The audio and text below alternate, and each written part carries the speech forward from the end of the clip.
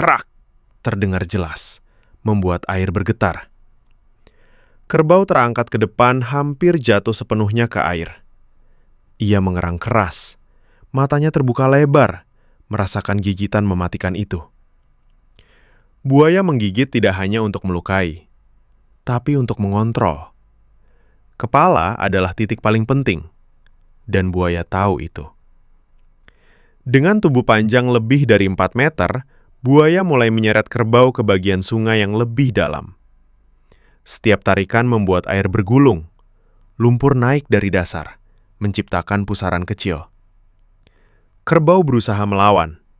Kakinya mengaduk air, mencoba mencari pegangan di dasar yang licin. Tapi buaya jauh lebih kuat saat berada di habitatnya sendiri. Buaya menggoyangkan kepalanya ke kiri dan ke kanan, berusaha merobek jaringan dan melemahkan mangsanya. Kerbau meringkik keras, terdengar sampai ke pinggir sungai. Namun ia tidak mau menyerah. Kerbau mengangkat kepalanya, menarik buaya ke permukaan. Tapi predator itu terus menggigit tanpa dilepas. Sekarang keduanya seperti dua kekuatan raksasa yang saling tarik-menarik di tengah sungai. Buaya mencoba bermanuver. Ia mulai memutar tubuhnya untuk melakukan death roll. Air di sekeliling mereka berputar deras.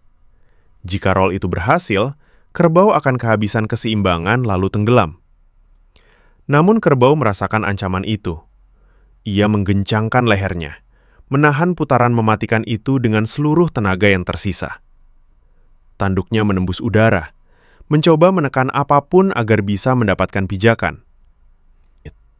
Kerbau mulai melemah. Kakinya semakin tenggelam. Air menutupi bagian dadanya. Buaya mendapatkan momentum lagi. Ia kembali memutar tubuhnya. Lebih kuat, lebih cepat. Air berputar membentuk lingkaran, membuat suara bergemuruh.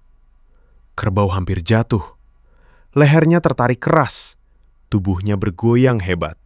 Tapi saat buaya mencoba memperbaiki posisi gigitan, sebuah celah kecil muncul. Kerbau memanfaatkan momen itu.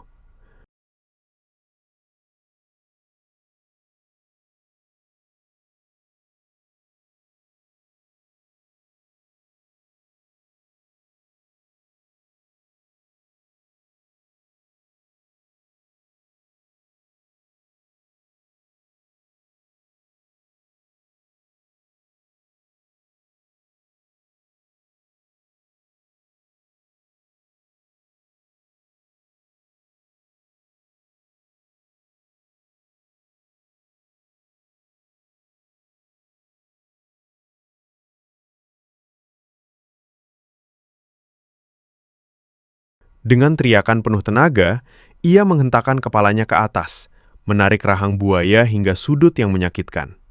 Predator itu sedikit kehilangan keseimbangan di air. Kerbau tidak berhenti di situ. Dengan kaki depannya yang panjang dan kuat, ia menghantam dada buaya di bawah permukaan. Pukulan itu keras, cukup untuk membuat rahang buaya membuka sepersekian detik. Namun sepersekian detik itu adalah kehidupan bagi kerbau.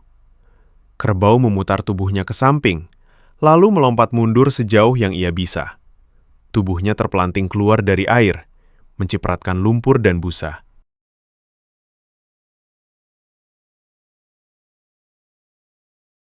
Tapi hari itu, melawan gigitan di kepala, melawan putaran maut, melawan kemungkinan kematian, kerbau itu membuktikan satu hal.